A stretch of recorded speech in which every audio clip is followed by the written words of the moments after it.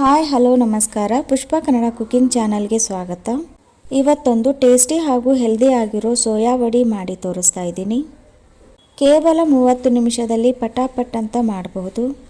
ಈ ಸೋಯಾ ವಡಿ ತುಂಬ ಅಂದರೆ ತುಂಬ ಕಡಿಮೆ ಎಣ್ಣೆ ಹೀರುತ್ತೆ. ಬೇಕಿದ್ರೆ ಅಳತೆ ಮಾಡಿ ಎಣ್ಣೆ ಹಾಕಿ ನೋಡಿ, ನಿಮಗೆ ಗೊತ್ತಾಗುತ್ತೆ.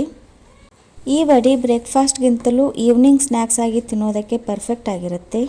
ಹಾಗಾದರೆ ಬನ್ನಿ ಹೇಗೆ ಮಾಡೋದು ಅಂತ ನೋಡೋಣ. ಅದಕ್ಕೂ ಮುಂಚೆ ಚಾನಲ್ಗೆ ಹೊಸಬರಾಗಿದ್ದರೆ ಈಗಲೇ ಸಬ್ಸ್ಕ್ರೈಬ್ ಮಾಡ್ಕೊಳ್ಳಿ. ಇದರಿಂದ ನಾನು ಮಾಡೋ ಎಲ್ಲ ಅಡುಗೆ ವಿಡಿಯೋಗಳನ್ನು ನೀವು ಮಿಸ್ ಮಾಡ್ದೇನೆ ನೋಡಬಹುದು. ಪರ್ಫೆಕ್ಟ್ ಟೇಸ್ಟ್ಗಾಗಿ ವಿಡಿಯೋವನ್ನು ಸ್ಕಿಪ್ ಮಾಡದೆ ಎಂಡ್ವರೆಗೂ ನೋಡಿ. ಬನ್ನಿ ಪಟಾಪಟ್ ಅಂತ ಹೊರಗೆ ಕ್ರಿಸ್ಪಿ ಒಳಗೆ ಸಾಫ್ಟ್ ಆಗಿರೋ ಟೇಸ್ಟಿ ಸೋಯಾ ವಡಿ ಮಾಡೋಣ. ಸೋಯಾ ವಡಿ ಮಾಡೋದಕ್ಕೆ ನಾನಿಲ್ಲಿ ಸುಮಾರು 150 ಗ್ರಾಮ್ ಆಗುವಷ್ಟು ಸೋಯಾ ಚಂಕ್ಸ್ ತೊಗೊಂಡಿದ್ದೀನಿ.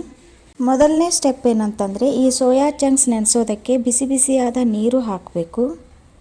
ಬಿಸಿ ನೀರು ಹಾಕೋದ್ರಿಂದ ಸೋಯಾ ಚಂಕ್ಸ್ ಬೇಗ ಮೆತ್ತಗಾಗುತ್ತೆ. ಬಿಸಿ ನೀರು ಹಾಕಿ 10 ರಿಂದ 15 ನಿಮಿಷ ಬಿಡಬೇಕು.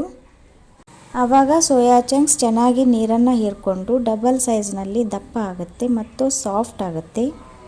10 ರಿಂದ 15 ನಿಮಿಷ ಆದ ನಂತರ ಕೈಯಿಂದ ಮುಟ್ಟುವಷ್ಟು ನೀರು ಬೆಚ್ಚಗೆ ಇರೋದನ್ನು ಕನ್ಫರ್ಮ್ ಮಾಡಿಕೊಂಡು ಸ್ವಲ್ಪ ಸ್ವಲ್ಪ ಸೋಯಾ ಚಂಕ್ಸ್ ತಗೊಂಡು ಅದರಲ್ಲಿನ ನೀರನ್ನು ಈ ರೀತಿ ಹಿಂಡಿ ತೆಗಿಬೇಕು. ಎಲ್ಲ ನೆನೆಸಿದ ಸೋಯಾ ಚಂಕ್ಸ್ನಲ್ಲಿನ ಎಕ್ಸ್ಟ್ರಾ ನೀರನ್ನು ಹಿಂಡಿ ತೆಗೆದ ನಂತರ ಎರಡನೇ ಸ್ಟೆಪ್ ಏನು ಅನ್ನೋದನ್ನು ನೋಡೋಣ. ಎರಡನೇ ಸ್ಟೆಪ್, ಈ ಸೋಯಾ ಚಂಕ್ಸ್ಗಳನ್ನು ಪುಡಿ ಮಾಡ್ಕೋಬೇಕು. ಸ್ವಲ್ಪ ಸ್ವಲ್ಪ ಸೋಯಾ ಚಂಕ್ಸ್ಗಳನ್ನು ಮಿಕ್ಸಿ ಜಾರಿಗೆ ಹಾಕಿ ತರಿಯಾಗಿ ಪುಡಿ ಮಾಡ್ಕೋಬೇಕು. ಈ ಸೋಯಾ ಚಂಕ್ಸ್ ಸಾಫ್ಟಾಗಿ ಇರೋದ್ರಿಂದ ಬೇಗನೆ ಈ ರೀತಿ ತರಿಯಾಗಿ ಪುಡಿ ಆಗಿಬಿಡುತ್ತೆ. ಎಲ್ಲ ಸೋಯಾ ಚಂಕ್ಸ್ ತರಿಯಾಗಿ ಪುಡಿ ಮಾಡ್ಕೊಂಡ ನಂತರ ನೆಕ್ಸ್ಟ್ ಸ್ಟೆಪ್ ನೋಡೋಣ ಬನ್ನಿ. ಇವಾಗ ಒಂದು ಮಸಾಲೆ ರೆಡಿ ಮಾಡ್ಕೊಳ್ಳೋಣ. ಮಸಾಲೆಗೆ 2 ಇಂಚು ಹಸಿ ಶುಂಠಿ, 1 ರಿಂದ 2 ಗೆಡ್ಡೆ ಬೆಳ್ಳುಳ್ಳಿ ಎಸಳು, ಖಾರಕ್ಕೆ ಬೇಕಾಗುವಷ್ಟು ಹಸಿಮೆಣಸಿನಕಾಯಿ, 1 ಹಿಡಿ ಪಾಲಕ್ ಸೊಪ್ಪು, ಸ್ವಲ್ಪ ಪುದೀನ ಮತ್ತು 1 ಹಿಡಿ ಆಗುವಷ್ಟು ಕೊತ್ತಂಬರಿ ಸೊಪ್ಪು ಸೇರಿಸ್ತಾ ಇದ್ದೀನಿ. ಇದನ್ನು ನೀರು ಸೇರಿಸಲಾರ್ದೇ ಗ್ರೈಂಡ್ ಮಾಡ್ಕೋಬೇಕು. ಈ ರೀತಿ ತರಿಯಾಗಿ ಮಾಡಿಕೊಂಡ್ರೆ ಸಾಕು. ಇದನ್ನು ಇವಾಗ ಮೊದಲೇ ರೆಡಿ ಮಾಡ್ಕೊಂಡಿರೋವಂಥ ಸೋಯಾ ಜೊತೆಗೆ ಸೇರಿಸ್ತಾ ಇದ್ದೀನಿ. ಜೊತೆಗೆ ಸಣ್ಣದಾಗಿ ಕಟ್ ಮಾಡಿರೋವಂಥ ಕರಿಬೇವು, ಸಣ್ಣದಾಗಿ ಕಟ್ ಮಾಡಿರೋ 1 ದೊಡ್ಡ ಈರುಳ್ಳಿ, ಬೈಂಡಿಂಗ್ಗೋಸ್ಕರ 2 ರಿಂದ 3 ಟೀ ಸ್ಪೂನ್ ಆಗುವಷ್ಟು ಕಡಲೆಬೇಳೆ ಹಿಟ್ಟು, 2 ಟೀ ಸ್ಪೂನ್ ಆಗುವಷ್ಟು corn flour, 1 tea spoon garam masala powder, ರುಚಿಗೆ ತಕ್ಕಷ್ಟು ಉಪ್ಪು, ಸ್ವಲ್ಪ ಅರಿಶಿನ ಪುಡಿ, ಗೋಸ್ಕರ ಅರ್ಧ ಟೀ ಸ್ಪೂನ್ ಆಗುವಷ್ಟು ಬ್ಯಾಡಗಿ ಖಾರದ ಪುಡಿ, ಕೊನೆಗೆ ಸ್ವಲ್ಪ ನಿಂಬೆಹಣ್ಣಿನ ರಸ ಸೇರಿಸ್ತಾ ಇದ್ದೀನಿ. ಕಡಲೆಬೇಳೆ ಹಿಟ್ಟು ಮತ್ತು ಕಾರ್ನ್ ಫ್ಲೋರ್ ಹೆಚ್ಚು ಕಡಿಮೆ ಸೇರಿಸ್ಕೋಬಹುದು. ಜೊತೆಗೆ 1 ಟೀ ಸ್ಪೂನ್ನಷ್ಟು ಮೈದಾ ಕೂಡ ಸೇರಿಸಬಹುದು. ಈ ಎಲ್ಲ ಹಿಟ್ಟುಗಳನ್ನು ಸೇರಿಸೋದು ಬೈಂಡಿಂಗ್ಗೋಸ್ಕರ ಅಷ್ಟೇ ಅಲ್ಲ, ಟೇಸ್ಟ್ ಕೂಡ ಚೆನ್ನಾಗಿ ಬರುತ್ತೆ.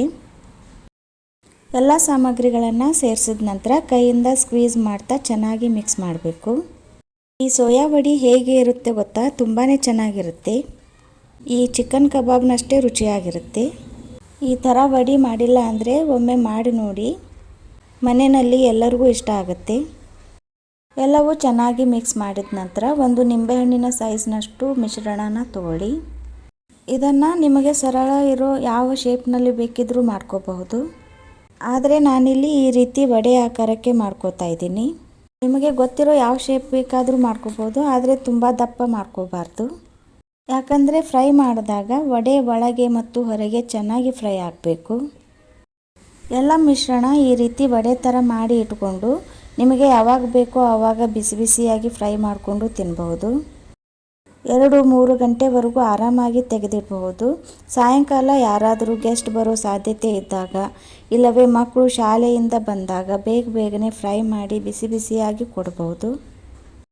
ಎಣ್ಣೆ ಕಾದ ನಂತರ ಒಂದೊಂದೇ ವಡೆಗಳನ್ನು ಹಾಕಿ ಮೀಡಿಯಂ ಫ್ಲೇಮ್ನಲ್ಲಿ ಫ್ರೈ ಮಾಡಬೇಕು. 2 ಕಡೆಗೂ ಹೊರಳಿಸಿ ಹಾಕಿ ಹೊಂಬಣ್ಣ ಬರೋವರೆಗೂ ಫ್ರೈ ಮಾಡಿ. ಫ್ರೈ ಮಾಡೋಕ್ಕೆ ಜಾಸ್ತಿ ಟೈಮ್ ಏನೂ ಬೇಕಾಗಲ್ಲ, ಬೇಗ ಆಗುತ್ತೆ. ಆದರೆ ವಡೆಗಳನ್ನು ಫ್ರೈ ಮಾಡೋಕ್ಕೆ ಹಾಕುವಾಗ ಒಂದರ ಮೇಲೊಂದರಂತೆ ಹಾಕಬಾರ್ದು. ಈ ರೀತಿ ಅಕ್ಕಪಕ್ಕ ಬರೋ ಹಾಗೆ ಹಾಕಬೇಕು.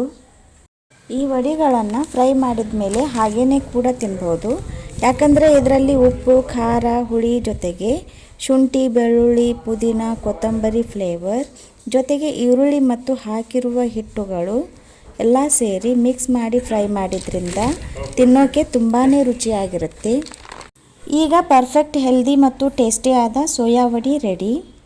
ಮೊದಲೇ ಹೇಳಿದ ಹಾಗೆ ಈ ವಡೆಗಳನ್ನು ಹಾಗೇ ತಿನ್ಬೋದು, ಇಲ್ಲವೇ ಗ್ರೀನ್ ಚಟ್ನಿ, ಟೊಮೆಟೊ ಕೆಚಪ್ ಇಲ್ಲವೇ ಟೀ ಜೊತೆಗೆ ಟೇಸ್ಟ್ ಮಾಡಬಹುದು.